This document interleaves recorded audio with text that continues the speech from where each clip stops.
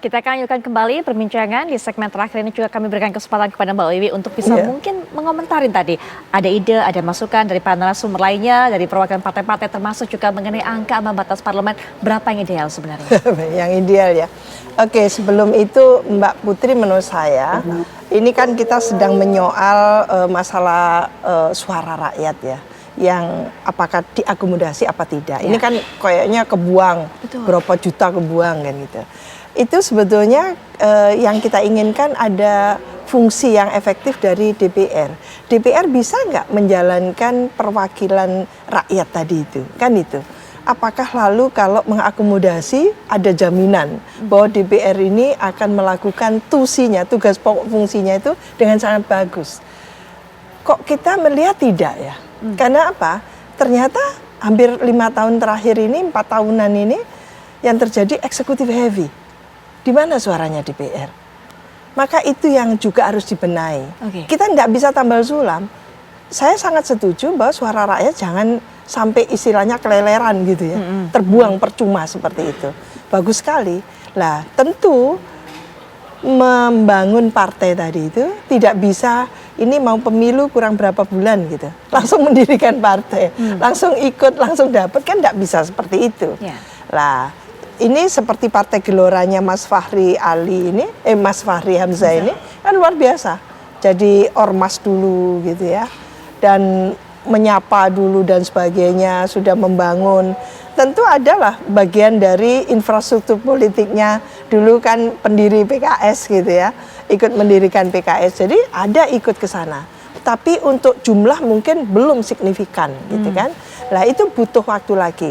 Partai-partai politik yang kita lihat itu belum melakukan komunikasi secara ajak, komunikasi politik gitu ya. Artinya apa? Melakukan sosialisasi politik gitu ya ke masyarakat. Bukan menjual partai, bukan, tapi melakukan komunikasi dengan betul-betul itu bagian dari literasi kepada rakyat. Lah ini yang ketika itu tidak dilakukan, maka kenapa kok partai politik di Indonesia susah sekali menjadi partai ID. Lah ini sebetulnya modalitas yang luar biasa kalau komunikasi politik itu ajak. Tidak hanya mau pemilu atau bahkan cuma di era kampanye pemilu saja, tidak gitu. Maka kalau partai ID tadi melalui sosialisasi politik, lalu masyarakat mendengar apa platform partai, apa programnya, seperti apa sislonya, identitas partai itu sudah akan menjadi bagian siapapun dari warga negara yang tertarik. Lah ini sebetulnya ajang untuk memutus mata rantai vote buying tadi itu. Karena ini seru banget ya, untuk tidak mengatakan marak gitu ya. Vote buying kita betul-betul nggak bisa ditutupi ya, terjadi luar biasa. Nggak ada caleg yang tidak memberikan uang, bohong besar itu. Bener nggak? Baik caleg yang berhasil maupun caleg yang tidak berhasil sudah keluar uang itu. Lah ini tidak sehat menurut saya. Kalau kita bersepakat berdemokrasi untuk membangun peradaban, maka ini adalah kegiatan yang tidak beradab menurut saya. Maka ini yang harus diputus mata rantainya. Rakyat itu harus jadi subjek, bukan jadi objek kan gitu. Subjek itu artinya apa? Ini kan dari rakyat, oleh rakyat, untuk rakyat. Demokrasinya itu langsung mereka, rakyat ini yang menentukan. Loh kok malah dibayar gitu kan? Dia yang menentukan, dia yang punya kedaulatan tertinggi tadi itu. Hak politiknya digunakan untuk itu. Lah ini yang menurut saya kebalik-balik gitu loh. Lah ini yang harus menjadi pekerjaan rumah, tanggung jawabnya partai politik untuk meluruskan kembali gitu ya. Sehingga melakukan sosialisasi, sehingga pada saatnya pemilu tidak perlu lagi harus vote buying. Karena saya senang kok memilih katakan partai tertentu tadi itu. Saya nggak sebutkan karena partai kita banyak gitu. Lah endingnya itu nanti siapapun calon legislatif menjadi legislatif ALEG gitu ya, anggota legislatif, kita harapkan mereka itu merepresentasikan rakyat karena dia belum tuntas kontraknya dengan rakyat itu. Kalau tapi udah dikasih 100.000, 200.000, kontraknya selesai, gitu kan? Itu yang kita tidak kehendaki. Apa yang terjadi di tengah jalan, eksekutif heavy, selesai sudah. DPR tidak mewakili rakyat lagi. Ini mohon maaf. Ya. Itu yang terjadi gitu Baik. loh. Masukan Mbak Wiwi juga mengenai angka ambang batas parlemen. Iya, tadi? ambang batas 4% termasuk untuk PT pemilu legislatif, ambang batas untuk pilpres itu memang tinggi ya. Pilpres itu bahkan luar biasa, dimintakan judicial review jauh sebelumnya, tidak ada sedikit pun bergeming, nggak dikabulkan gitu ya. Lalu apa yang terjadi? Kita kerepotan, tidak ada partai yang bisa mengusung sendiri kecuali hanya satu partai waktu itu, PDI Perjuangan. Itu pun PDI Perjuangan juga berkoalisi kan gitu. Jadi menurut saya pengalaman yang seperti itu harus menjadi lesson learn, pembelajaran yang luar biasa. Saya setuju dengan Bang Fahri tadi itu, harus ada keseriusan untuk melakukan pembenahan, perbaikan semua paket undang-undang politik ini dengan seksama dan betul-betul diarahkan gitu ya, mengkaitkan dengan memang kita ini demokrasi Pancasila, bukan demokrasi yang liberal, Pancasila gitu loh. Nah ini yang harus kita sepakati bersama dan kita menjadikan itu komitmen. Jangan lagi ada judicial review di tengah tahapan pemilu, itu tidak lucu banget itu. Baik. Benar. Jadi kita tidak memberikan pembelajaran apapun. Partai politik juga puyeng kalau PT Pilpresnya itu tinggi.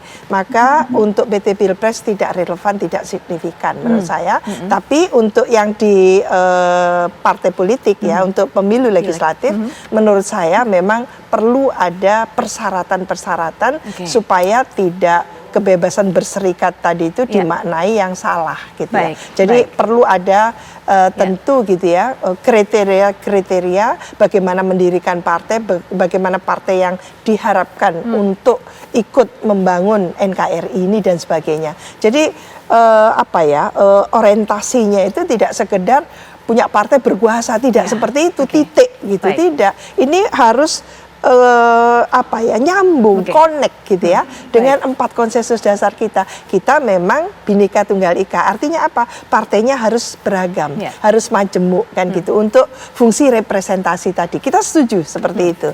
Lalu apa? Untuk persatuan Indonesia. Jadi Pancasila harus melandasi gitu ya.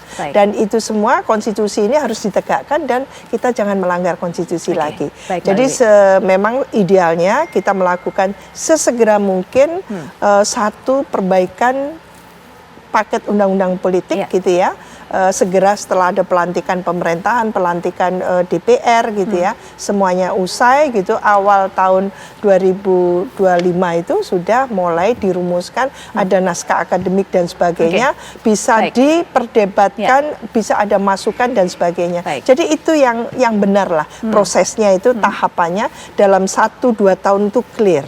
Jadi 2026 itu kita sudah punya undang-undang baru yang ketika disosialisasikan itu tidak menimbulkan pro kontra dan sebagainya. Oke, baik. Untuk Bang Habib, Bang Fahri dan juga Mas Awi juga mungkin bisa berikan pernyataan penutup singkat, termasuk juga masukan mengenai angka ambang batas parlemen tadi. Mas Awi sudah katakan 2,5% Bang Habib. Ya, kalau saya idealnya ya, kalau sesuai dengan jumlah komisi ya satu fraksi sekitar 1,9%, ya 2% lah. Tapi nggak perlu disebut nggak perlu disebut persentasenya, sebut aja sesuai dengan jumlah komisi yang ada. Baik, itu aja. Baik, Bang Fahri silakan. Ya, tadi saya setuju Bang Habib kalau memang mau revisi undang-undang sekarang itu mungkin waktunya karena lagi hangat-hangatnya, karena kita juga mudah lupa. Dan saya mohon basis daripada kajian kita untuk membentuk undang-undang bukan soal bagaimana kita bekerja di Dewan, karena itu soal lain. Tapi mandat dari Mahkamah Konstitusi adalah ini melanggar kedaulatan, prinsip kedaulatan rakyat atau tidak, itu yang penting. Sehingga selain misalnya tidak, menurut saya ya tidak perlu ada threshold, tapi juga yang perlu difikirkan adalah satu partai, satu kandidat, dapil yang kecil, supaya rakyat mengenal, tadi yang Mbak Wiwi bilang, mengenal siapa calonnya. Sekarang rakyat tidak mengenal calonnya. Kalau ada 10 kursi kali 18 partai, 180 orang harus dipilih di dalam TPS, sementara di Pilpres itu cuma 3 nomor. Yang ini 180-an, 150-an nomor. Bagaimana rakyat bisa mengenal mereka? Mustahil itu. Jadi hanya Pilpres yang bisa fair. Yang Oke. pileg saya kira sulit itu. Baik, Bang Fahri, catatannya. Kemudian juga Mas Awi, terakhir penutup. Silakan Mas Awi. Ya, Undang-Undang 7 2017 itu sudah 2 kali dipakai dalam pelaksanaan pemilu. Memang sudah saatnya direvisi, terlebih ada putusan Mahkamah Konstitusi terkait dengan syarat parliamentary threshold. Nah, dalam revisi ini tidak hanya persoalan parliamentary threshold yang dibahas, tetapi juga lain-lain terkait dengan perbaikan sistem kepemiluan, termasuk penyelenggaraan pemilu. Saya ambil contoh sekarang. Jumlah anggota KPU, jumlah anggota Bawaslu yang paling mencolok, jumlah anggota Bawaslu itu 5 orang RI. Tetapi di provinsi besar seperti Jawa Timur, Jawa Barat, Jawa Tengah, jumlah komisioner Bawaslu ini 7. Nah, ini kan dulu saya ingat betul kenapa sampai 7 itu ada kesalahan lah, ada kelalaian sedikit, menyebabkan apa?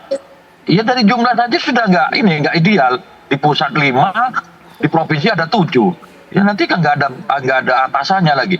Jadi tidak hanya sekedar soal parliamentary threshold, tetapi secara komprehensif kita lakukan revisi. Syukur-syukur bisa dilakukan sebelum pelantikan anggota baru. Ya, baik. Terima kasih sekali lagi para narasumber sudah bergabung dan juga memberikan pandangannya. Pemilu 2024 memang memberikan pelajaran yang sangat berharga. Evaluasi sudah dinanti, masing-masing narasumber sudah berikan catatan. Kita akan lihat nanti ke depannya. Mbak Wiwi, terima kasih.